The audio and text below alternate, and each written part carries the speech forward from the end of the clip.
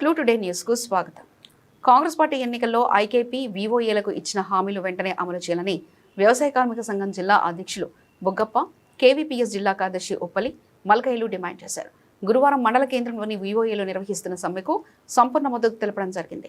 ఈ సందర్భంగా వారు మాట్లాడుతూ కాంగ్రెస్ పార్టీ ఎన్నికల్లో ఐకేపీ వీఓఏలకు 20,000 వేతనం ఇస్తామని, అర్హులైన వీఓఏలకు సీసీలుగా పదోన్నతి కల్పిస్తామని, అదనపు పని భారాలు తగ్గిస్తామని తదితర అనేక హామీలు ఇచ్చిందని తెలిపారు.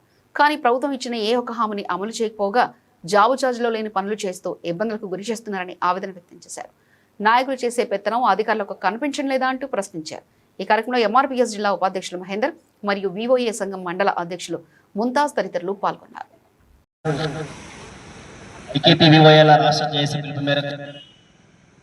మండల కేంద్రంలో ఐకేపీ సంఘం ఆధ్వర్యంలో సమ్మె గత 10వ తారీఖు సమ్మె కొనసాగుతూ ఉంది. ఈ యొక్క సంఘానికి కులవృక్ష వ్యతిరేక పోరాట సంఘం కేవీపీఎస్ వికారాబాద్ జిల్లా కమిటీ తరఫున ఈ యొక్క సమ్మెకు సంపూర్ణంగా మద్దతు ప్రకటిస్తూ ఏదైతే రాష్ట్ర ప్రభుత్వము అధికారంలోకి వచ్చి కాంగ్రెస్ ప్రభుత్వం అధికారంలోకి వచ్చి 2.5 సంవత్సరాలు గడుస్తూ ఉంది. గత ప్రభుత్వము వీఓఏల సమస్యను పరిష్కరించడానికి ఈరోజు అప్పుడున్న ప్రభుత్వాన్ని గద్దెదించి కాంగ్రెస్ ప్రభుత్వాన్ని అధికారంలోకి తీసుకురావడంలో కీలకంగా గ్రామస్థాయిలో పనిచేయడం జరిగింది.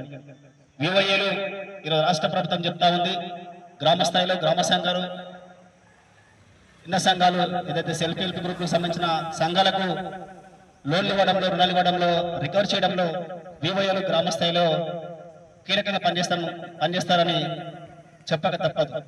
అదేవిధంగా ఈరోజు గ్రామాలలో వడ్లే రుణాలు ఇస్తున్నామని చెప్పడం, అదేవిధంగా జీరో అంటే వడ్డీ లేని రుణాలు ఇస్తున్నామని చెప్పడం, ఈ రకంగా గ్రామ స్థాయిలో ఏదైతే రాష్ట్ర ప్రభుత్వము ఏదైతే సంక్షేమ పథకాలు, రుణాలు కానీ వివిధ సంక్షేమ పథకాలు కింది స్థాయిలో తీసుకోవడంలో వీఓఏలు గ్రామ స్థాయిలో కీలకంగా పనిచేస్తూ ఉన్నారు. కానీ రాష్ట్ర ప్రభుత్వం కేవలము వాళ్ళు చేసిన వాళ్ళు చేసిన పనిని గుర్తించకుండా, కనీసము చేసే పనిని గౌరవించకుండా డైరెక్ట్ గా ప్రభుత్వము ఏమాత్రము ఆ వేతనం ప్రభుత్వం అకౌంట్ నుండి వీళ్ళకు వేతనం ఇవ్వకుండా గ్రామ సంఘంలోకి వెళ్ళి, అంటే వీళ్ళు గ్రామ స్థాయిలో పనిచేసినప్పుడు కూడా మండల ఐకేపీ అంటే మన ఐకేపీ కార్యాలయానికి నెలలో 4-5 సార్లు తిరిగినప్పుడు కూడా కనీసం వాళ్ళు గౌరవేతనం ఇవ్వకుండా గ్రామ సంఘంలో తీర్మానం తీసుకోవడం అనడం చాలా దుర్మార్గం. ఎందుకంటే ఈరోజు గ్రామ స్థాయిలో గ్రామ పంచాయతీ వర్గాలు కానీ, అదేవిధంగా అంగన్వాడీలు కానీ ఈరోజు వివిధ సంక్షేమ పథకాలు ఏదైతే ప్రభుత్వ రంగ సంస్థలు పనిచేస్తున్న కార్మికులకు అందరికీ రాష్ట్ర ప్రభుత్వం వాళ్ళ అకౌంట్లలో డబ్బులు జమ చేస్తూ ఉన్నారు.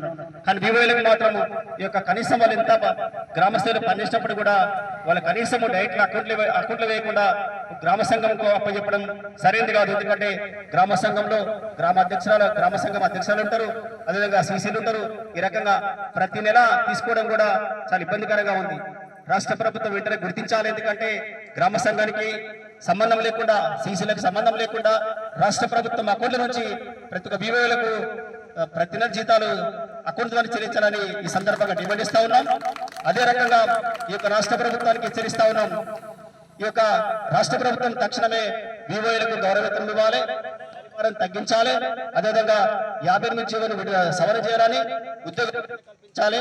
అదేవిధంగా సమస్యలు పరిష్కరించేంత వరకు ఈ యొక్క సమ్మె కొనసాగుతా ఉంది. గతంలో చూసినాం ఆర్టీసీ కార్మికులు సమ్మె చేస్తే కూడా గత 3 రోజులకి రాష్ట్ర ప్రభుత్వం మెడల కార్మిక సంఘం జిల్లా కమిటీ తరఫున ఉద్యమం తెలియజేస్తాను. ఇక్కడ చాలా మందికి నేను కొంతమందికి పరిచయం లేకపోవచ్చు. ఇప్పుడు మీరు అనుకున్నటువంటి వీఓఏ పేరు మామూలుగా రాలేదు. దశల వారీగా పోరాటం చేస్తే మా పేరు మార్చండి అంటే బీబీకే తీసిపడేసి వీఓ పేరు తగ్గుతున్న సందర్భం ఉంది.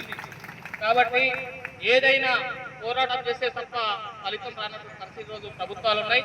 ఆ పోరాటానికి పూనుకున్నందుకు మీ అందరికీ అభినందన తెలియజేస్తా ఉన్నాం.